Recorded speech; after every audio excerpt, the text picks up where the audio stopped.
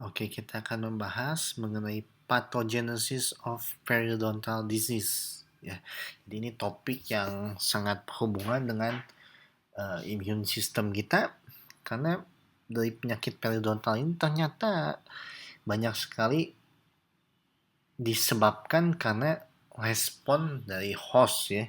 Jadi respon dari tubuh kita sendiri.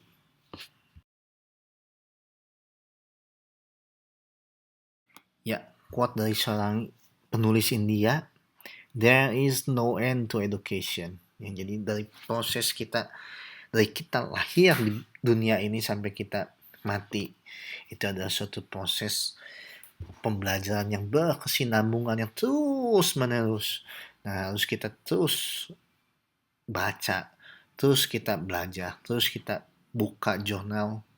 Kita nggak bisa cuman baca buku, lalu kita lulus ujian, lulus kedokteran gigi, itu nggak cukup. Kedokteran gigi ini banyak sekali ilmu yang berkembang. Nah, apalagi di perio ini, salah satu ilmu yang paling berkembang, kita bakal ketinggalan kalau kita nggak baca jurnal, nggak baca textbook terbaru. Ya, jadi kita selalu menggali itu. Apalagi pada topik kali ini, pathogenesis dan immune system yang sebelumnya itu topik yang agak kompleks. Jadi kita kadang baru bisa memahami setelah baca-baca jurnal, baca-baca textbook dan lebih detail ya.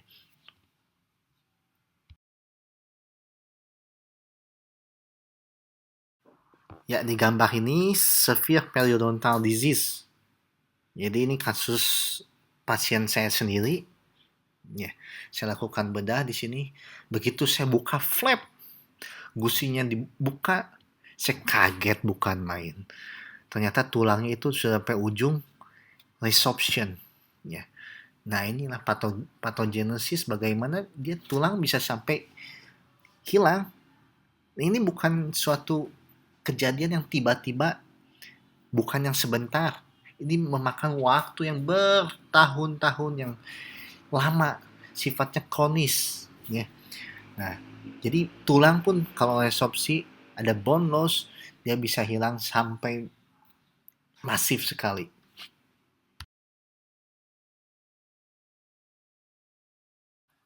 Ya, next adalah outline mengenai periodontitis. Ya, jadi periodontitis ini adalah chronic multifactorial disease. Ya, jadi jalannya tuh panjang, tidak terjadi hanya dalam beberapa bulan atau beberapa tahun, tapi ini memakan waktu yang berpuluh-puluh tahun ya.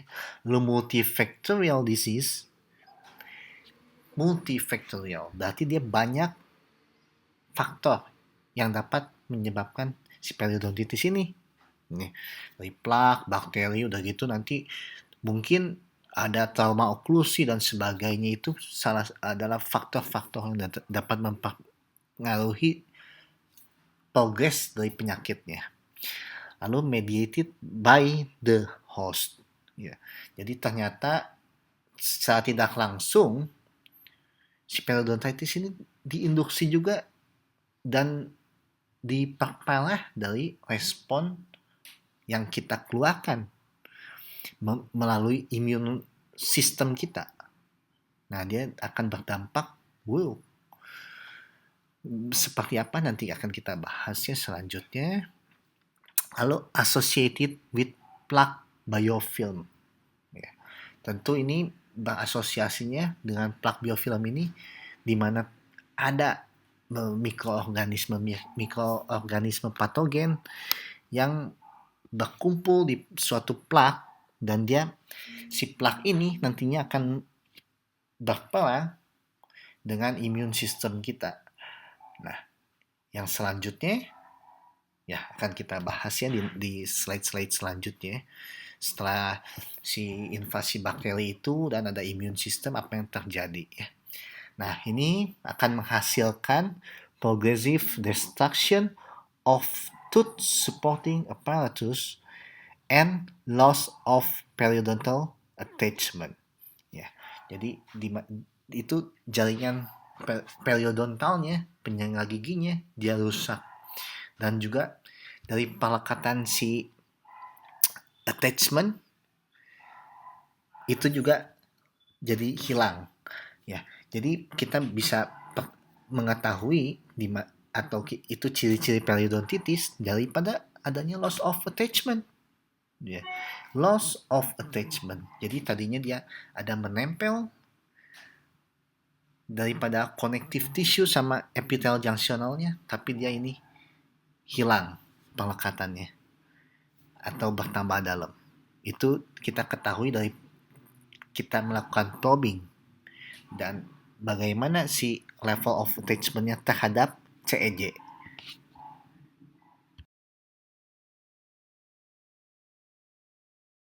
Oke, slide selanjutnya bacterial biofilm ya.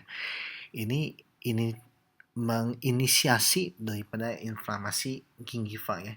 Sehingga semua daripada penyakit periodontal ini etiologi utama adalah plak bakterial ya yang menempel pada gigi.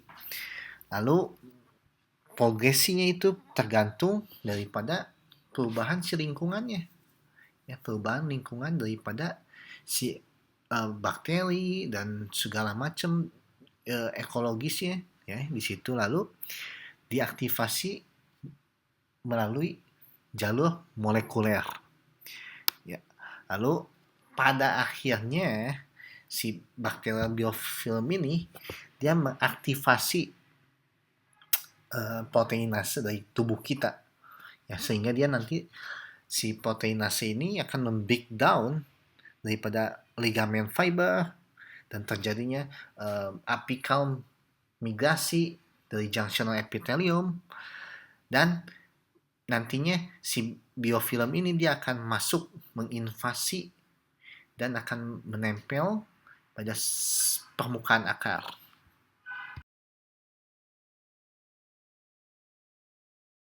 Ya, di slide sebelumnya di mana plan daripada microbacterial biofilm terhadap jaringan gingiva itu sendiri. Nah, maka konsep daripada patogenesis penyakit periodontal adalah sebetulnya disederhanakan dia terjadinya perang antara mikroorganisme melawan host respon kita. Di mana host respon kita menang, berarti penyakitnya dikalahkan. Di mana mikroorganismenya dia menang, maka progresi daripada penyakit periodontal ini akan terus berlanjut. Nah, oke, yang di sebelah kanan itu adalah periodontitis dapat dipengaruhi oleh banyak faktor. Jadi ini adalah faktor-faktor yang kadang-kadang faktor etiologi ya, yang berperan terhadap progresi tingkat keparahan daripada penyakit periodontalnya. Nah, yang pertama yang bisa menyebabkan keparahan ini tentu etiologi daripada mikroorganisme. Lalu kedua, herediter, adanya defisiensi imun, lalu sindrom-sindrom genetika, lalu systemic disease yang kita sudah sering bahas, ada diabetes mellitus mungkin yang paling sering ya, lalu hipertensi, lalu chronic renal disease yaitu dapat berpengaruh, lalu virus yang dapat merubah daripada modulasi daripada imun sistem kita, lalu bad habit ya, ada kita kebiasaan merokok, alkohol, diet, atau kita ada konsumsi obat-obatan, itu berpengaruh. Lalu negatif stres di sini, jadi stres yang kondisinya yang buruk, yang negatif, itu dapat mengubah respon daripada host daripada tubuh kita. Lalu psychological factor ya, ini juga dapat memodulasi imun sistem kita.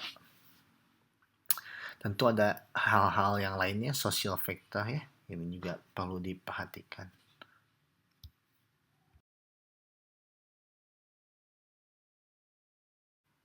Setelah mikroorganisme daripada plak biofilm itu dia mulai menyerang daripada jaringan periodontal, nah akan akan terjadi initial lesion. Itu 2-4 hari setelah terjadinya akumulasi daripada plak. Nah, ini ditandai dengan adanya peningkatan permeabilitas vaskuler dan vasodilatasi, lalu adanya gingival clavicular fluid yang meningkat, mulai keluar di sulcus gingiva, lalu terjadinya migrasi daripada leukosit.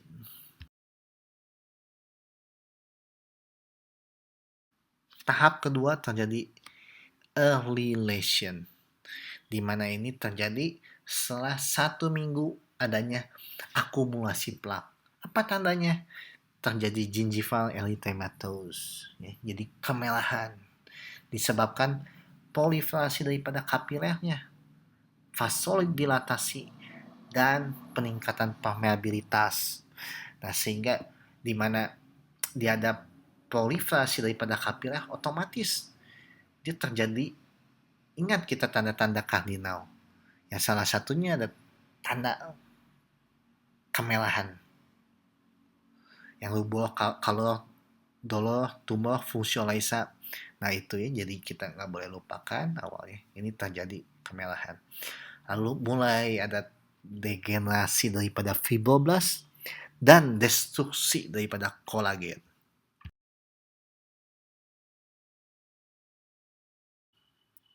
The third, established lesion. Ya, jadi ini mulai terjadi gingivitis yang secara kronis. Ya, lalu terjadi juga adanya akumulasi daripada sel-sel inflamasi di sekitar jaringan ikatnya. Nah, lalu terjadi infiltrat daripada sel inflamasi yang lebih padat. Lalu terjadi depresi daripada kolagen yang lebih parah.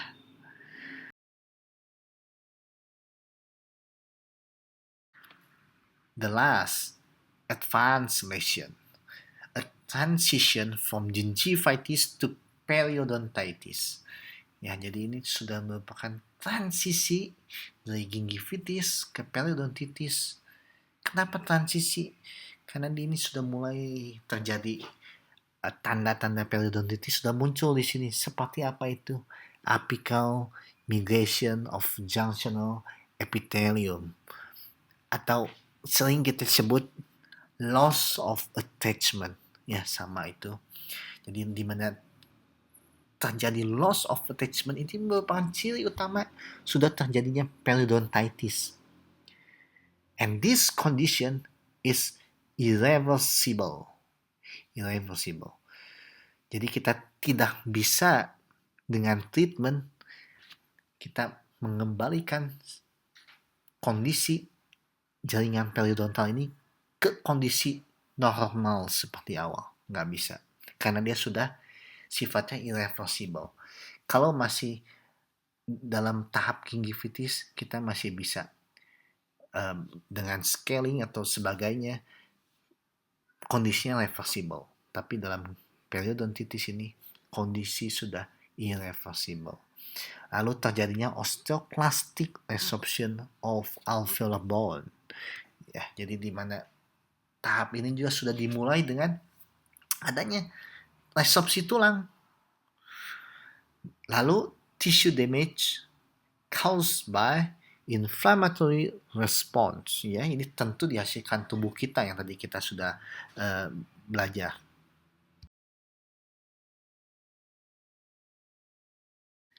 Ya, kita sudah pelajari 4 daripada lesi periodontitis. Ya, initial lesion, early lesion, established lesion, advanced lesion.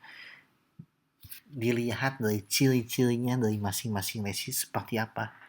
Nah, yang saat ini kita akan lihat daripada histopatologinya, yaitu daripada tingkat selnya, apa yang terjadi di masing-masing lesi ini. Nah, di initial lesion ini ternyata dia terjadi acute exudative. Ya, jadi dia keluar exudat akut. Lalu early lesionnya ada infiltrasi limfosit T yang dia akan berubah daripada fibroblast. Lalu selanjutnya establish lesion, dia adanya sel B limfosit yang dapat menyebabkan kehilangan daripada marginal gingiva dan juga daripada matriks-matriks jaringan ikat. Nah, lalu terakhir advanced lesion, terjadinya disrupsi atau gangguan daripada arsitektur jaringan periodontal. Ya.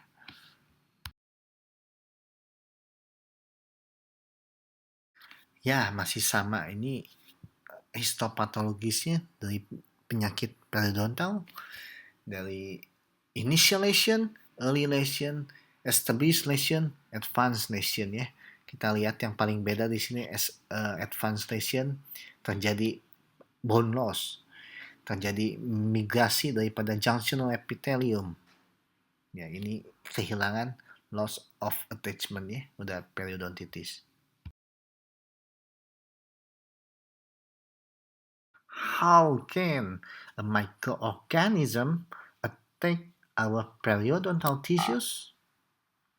Karena ada faktor virulensi daripada mikroba tersebut. Contohnya apa? Lipopolisacharida. Lalu apalagi? Enzim dari bakterinya. Lalu produk-produk toksiusnya. Invasi daripada bakteri itu sendiri. Ya, invasi secara langsung. Lalu fimbrianya. Dan tentu DNA bakterinya. Lalu dia bisa juga karena mediator-mediator inflamasi, dia menyebabkan daripada degenerasi kolagen, connective tissue, dan lain sebagainya. Ini bisa disebabkan karena sitokin, ya, lalu PGE atau prostaglandin, dan matriks metaloproteinase atau MMP.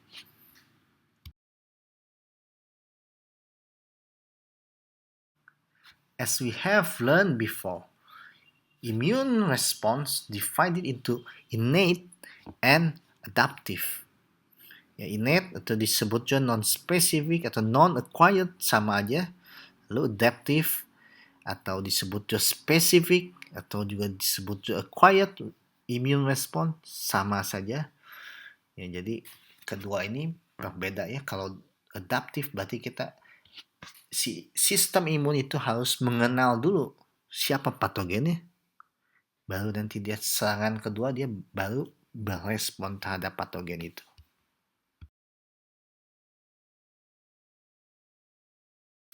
Innate immunity itu meliputi mechanical, chemical, and microbiologic barriers.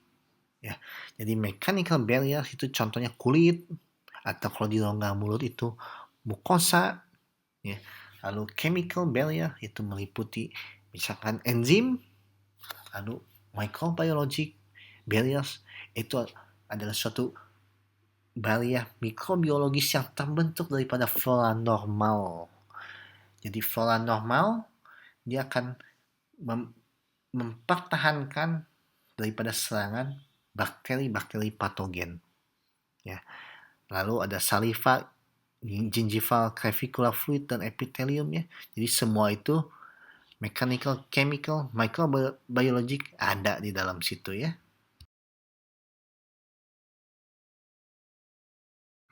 Komponen saliva ada antibody, histatin, cystatin, lactoferrin, lysozim, musin, peroksidase ya, dan fungsi-fungsinya.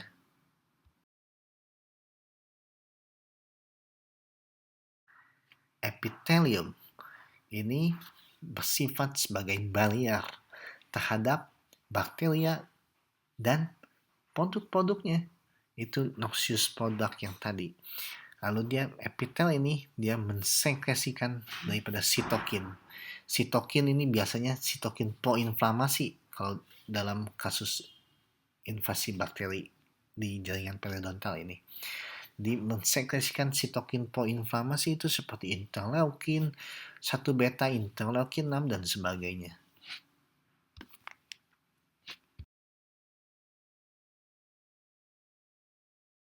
gingival clavicular fluid. Jadi selain dia membawa komponen-komponen darah, komponen-komponen daripada imun, nah dia memiliki satu fungsi flushing action. Jadi flushing action ini dia begitu ada invasi bakteri, begitu ada patogen dia mau menyerang, begitu ada patogen dia ingin masuk ke jaringan yang lebih dalam, nah dia akan terjadi peningkatan daripada flow, peningkatan daripada keluarnya GCF ini, sehingga dapat membantu patogen itu untuk tidak masuk menginvasi jaringan periodontal.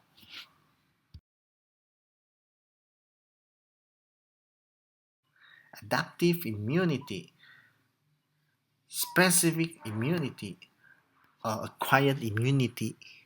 Nah, dia sudah terjadi complex interactions between APC and T and B lymphocyte. Ya, jadi di sini ada antigen presenting cell yang mempresentasikan si antigen tersebut ke limfosit. Ya, di sini limfosit T dan limfosit B. Yang secara detailnya sudah kita bahas di pertemuan sebelumnya.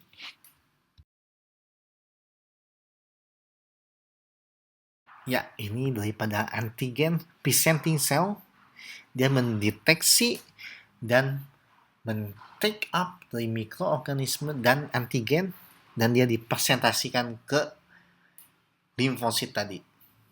Sehingga dia limfosit tadi bisa mengingat daripada adanya si antigen ini. Nah, antigen presenting cell ini merupakan bagian dari sel-sel dendritik.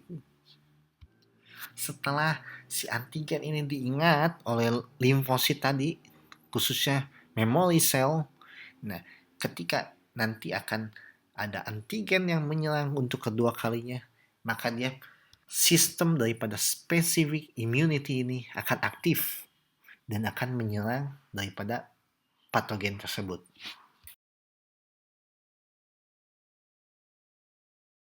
Setelah antigen presenting cell dia mempresentasikan antigennya ke limfocyte, maka selanjutnya T cell dia memegang peranan. Nah, ini T cell ini dia ada dua, yaitu cytotoxic T cell atau biasa disebut CD8. Dia fungsinya untuk mengeliminasi sel-sel yang tidak dikenal, dan juga dia mengeliminasi daripada sel kita yang sudah dirusak oleh patogen. Nah, lalu ada juga T helper cell. Nah, T helper cell ini fungsinya adalah meregulasi daripada limfosit lainnya ya, B cell, juga T cytotoxic cell dan lain sebagainya.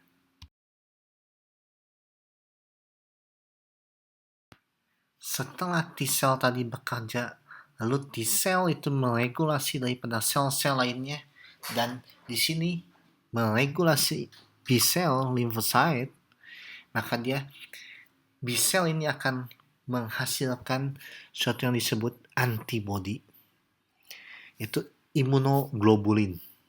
Nah, contohnya yang dominan di GCF itu adalah imunoglobulin G. Ya. Dan pada saliva dominannya adalah imunoglobulin A. Nah, selanjutnya daripada imunoglobulin ini dia akan bekerja dengan cara dia menetralkan daripada patogen tersebut.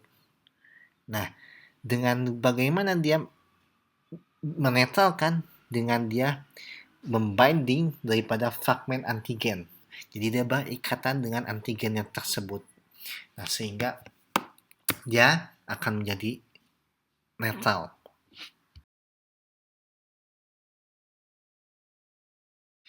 Innate immunity in periodontal disease. The most important characteristic of periodontitis is the inflammatory reabsorption of the tooth supporting alveolar bone due to the uncontrolled host immune response against periodontal infection. Nah, ini akan menyebabkan suatu penyakit periodontal yang irreversible karena terjadinya suatu host immune response yang tidak terkontrol yang diakibatkan daripada patogen yang menyerang tersebut. Komponen apa yang dapat kita perhatikan di sini yang dapat menyebabkan respon-respon inflamasi? Setidaknya ada 4 komponen, yaitu endogenous atau exogenous factor, lalu cellular receptor, pro-inflammatory mediator, target cell and tissues. Nah, jadi endogenous dan exogenous factor ini dia seperti byproductnya daripada bakteri atau virus atau fungi parasit ini ya, yang dapat mengeluarkan toksin dan dapat mendamage daripada sel-sel kita. Lalu yang kedua, cellular receptor ini dia seperti setiap daripada sel kita mempunyai reseptor yang spesifik yang dapat dia berikatan dengan patogen.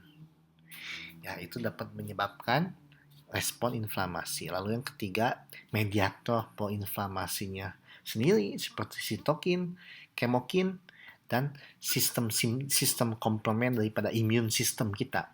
Ya, sitokin seperti yang tadi ya, kalau di sini proinflamasi berarti sitokin ini juga sitokin proinflamasi yang berperan. Ya, interleukin 1, TNF alpha, interleukin 6, lalu target cell and tissue ya, di mana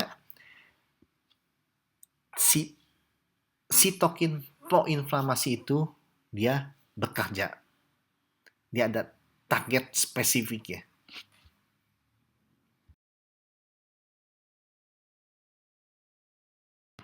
Seperti yang sebelumnya kita sudah pelajari ya, jadi si innate immunity ini, sistem imun kita tuh dia akan aktif kalau dia sudah ada interaksi dengan si biofilm bakteri yang dia dalam kasus periodontal ini dia menempel pada permukaan gigi.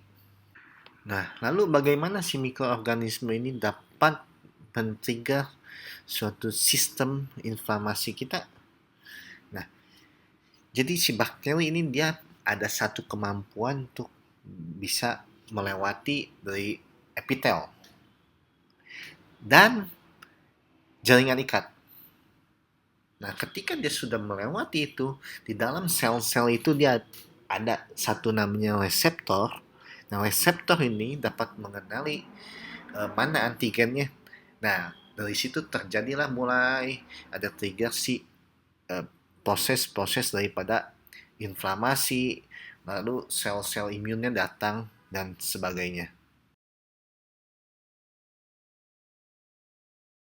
Setelah bakteri menginisiasi daripada innate immunity kita, maka akan terjadi suatu respon inflamasi akut. Nah, inflamasi akut ini diperlukan. Jadi ini bukan sesuatu yang sifatnya negatif, tapi ini sesuatu yang perlu fisiologis untuk mendapatkan one healing ataupun imunitas yang efektif.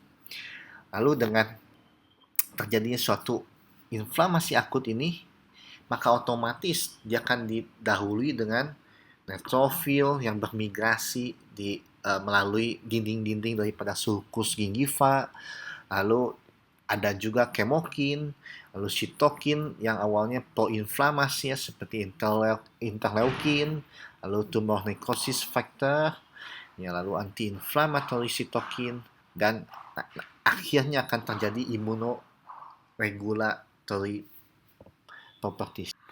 Setelah itu neutrofil nanti akan merilis kemokin, nah yang akan menginduksi.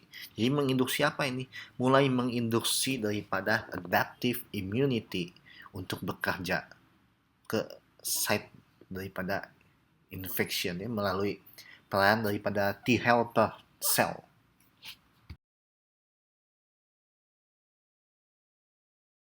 Ya, slide selanjutnya kita masuk ke adaptive immunity in periodontal disease. Nah, akhirnya setelah dia diaktifkan daripada T helper cell, lalu dia melalui sel B dan sel T sitotoxin, selanjutnya si limfosit ini dia akan mulai masuk ke site of infection.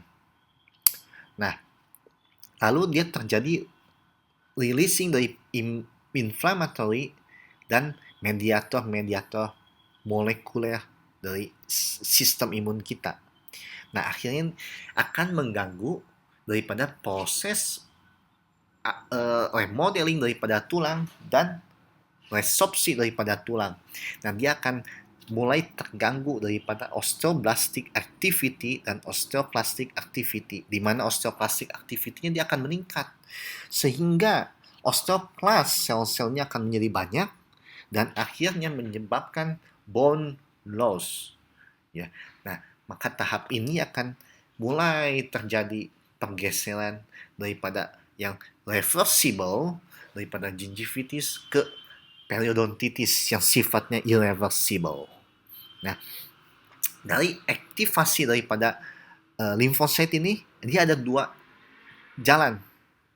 Yang pertama, dia daripada antigen reseptornya sendiri yang mengaktifkan, dan karena dendritic cell, yaitu dengan antigen presenting cell yang sudah mengenali sebelumnya, yang menjadi jembatan antara innate immunity dan adaptive immunity, lalu dia mempresentasikan si antigen ini kepada T cell.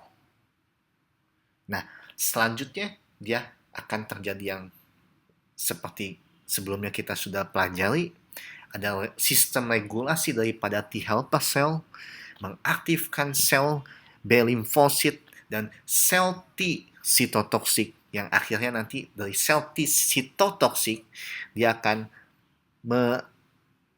membunuh daripada si sel-sel patogen dan juga sel-sel host, sel-sel kita yang sudah diinfeksi, dan melalui sel B dia akan mengaktifkan daripada antibody.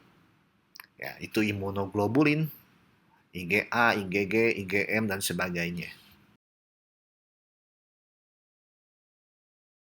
Ini kita sudah jelaskan di slide sebelumnya ya.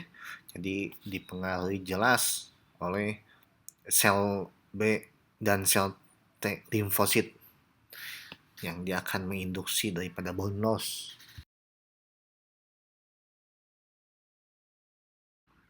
Oke, ini update mengenai immune response terkait dengan neutrophil.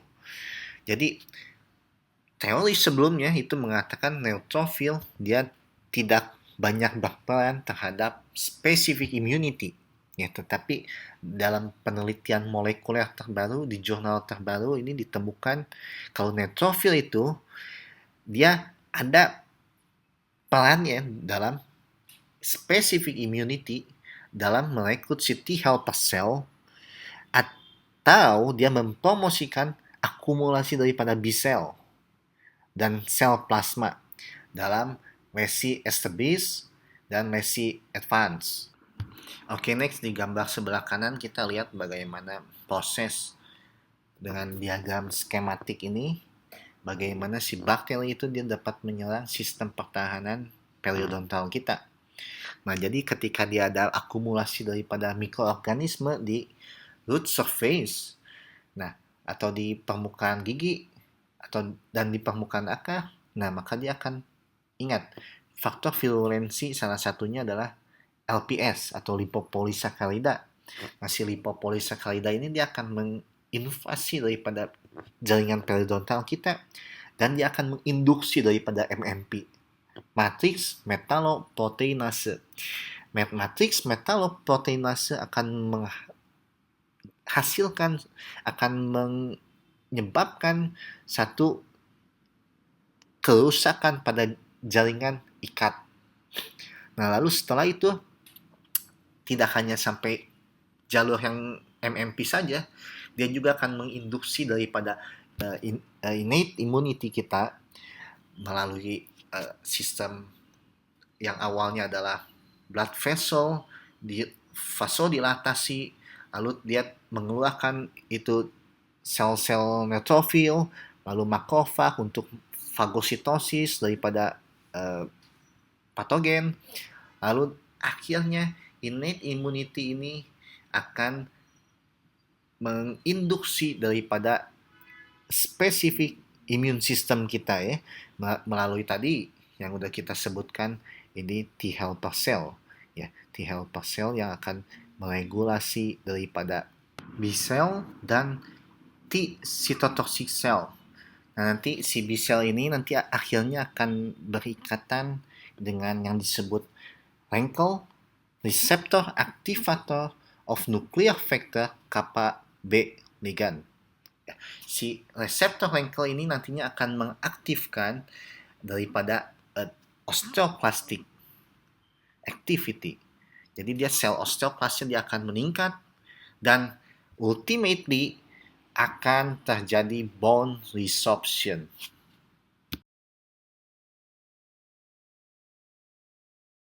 Principally this is the same ya sama gambar yang di slide sebelumnya yang sudah kita lihat. Nah, di bagian ini juga ini bisa membantu kita boleh memahami daripada innate dan adaptive immunity dalam kaitannya dengan pathogenic subgingival microorganism ya. Nah, jadi saya akan coba jelaskan dari bagian ini ya. Jadi adanya suatu patogen itu akan mengaktifasi daripada innate immunity tadi ya, itu tahap awal. Ya, tahap awal. Kita harus lihat di sini angka 1, 2, 3, 4, 5, 6 yang di lingkaran kuning itu. Nah, itu adalah proses secara kronologisnya. Ya. Nah, dia akan terjadi aktivasi makrofag, fibroblast, mast cell, lalu sel-sel endotelial dan epitelial ya. Lalu dia akan meregulasi sitokin, pengeluaran dari sitokin. Nah, dia akhirnya pada fase awal yang tadi terjadi respon-respon inflamasi. Nah, melalui tadi sitokin interleukin 8, interleukin 1 beta, TNF alpha. Nah, lalu dia akan menghasilkan suatu perubahan vaskuler yang biasanya dengan permeabilitas yang meningkat dan juga dengan vasodilatasi. Nah, akhirnya si PMN ini akan teraktivasi dan akhirnya terjadi migrasi. Migrasi kemana? Migrasi ke site, ke tempat di mana dia ada patogen. Nah, lalu dengan mekanisme sitokin tadi, dia juga akan mengaktifkan daripada si RANKL, receptor activator of nuclear factor kappa B ligand. Nah, dia akan menginduksi osteoklas dan akan mengaktifkan daripada osteoklas. Nah, setelah si fase innate ini terjadi, maka selanjutnya, kronologi selanjutnya dalam waktu yang lebih lama, ternyata innate immunity ini dia akan mengaktifasi daripada APC melalui sel-sel dendritik. Nah, antigen presenting cell yang tadi kita udah pelajari juga, dia mempresentasikan si antigen dari patogen ke sel-sel limfosit, ya, sel-sel limfosit. Dipresentasikan kemana? Dipresentasikan ke T-cell yang naif. Jadi T-cell yang naif itu adalah T-cell yang dia belum berubah wujud karena dia belum dipresentasikan. Setelah dia dipresentasikan antigennya, nah maka dia si naif T-cell ini dia akan bisa berubah ya. Berubah jadi contohnya di bawah ini ya, berubah jadi 4 T helper 17 sel, T helper 2 sel, T helper 1 sel, T regulator sel. Intinya dari kesemua ini adalah dia untuk meregulasi. Nah, meregulasi setelah itu dia terjadi melalui T helper cell ini dia akan meregulasi daripada respon B lymphocyte cell, lalu mediated immunity dan immune suppression ya. Jadi yang tadi ada immunoglobulin dan sebagainya. Nah, dia akan diaktifasi melalui itu. Jangan lupa dari sisi immune suppression ini juga dia akan mengaktifkan daripada sitokin. Jadi ini adalah suatu proses yang saling berkaitan antara innate dan adaptif. Yang pada akhirnya dia akan menyebabkan sistem immune inflammatory ya akhirnya seperti yang tadi kita sudah ketahui akan terjadi connective tissue breakdown dan resorpsi daripada tulang alveolar.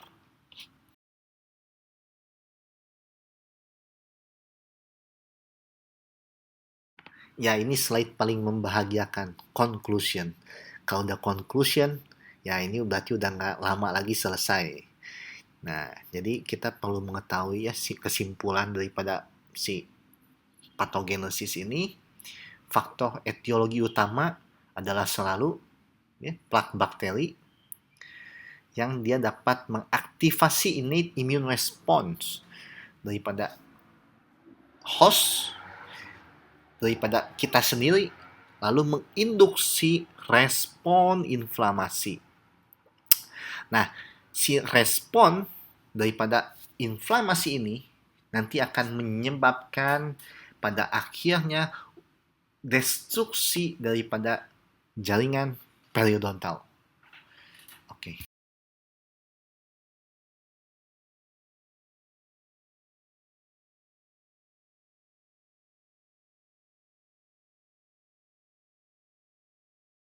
Ya, lagi-lagi nih, references yang saya pakai, ada 1 jurnal dan 2 textbook. Jadi, kita bisa sama-sama saling baca lagi, karena seringkali dalam slide atau dalam presentasi pasti banyak yang miss-nya. Jadi, kalau kita baca lagi, kita dapat satu pemahaman yang lebih komprehensif. Lalu, 1 jurnal ini open access jurnal, jadi kita bisa free, bisa baca, nggak usah bayar. Lalu 2 textbook ini penting ya. Jadi yang satu Kala Atlas of Periodontology. Ini ada 2 edisi. Ini edisi kedua yang saya pakai. Lalu dari Kalanza Clinical Periodontology ya. Ini juga saya pakai edisi terbaru juga, edisi ke-13. Nah, ya sampai sini presentasi kita. Atas perhatiannya saya ucapkan terima kasih buat adik-adik sekalian.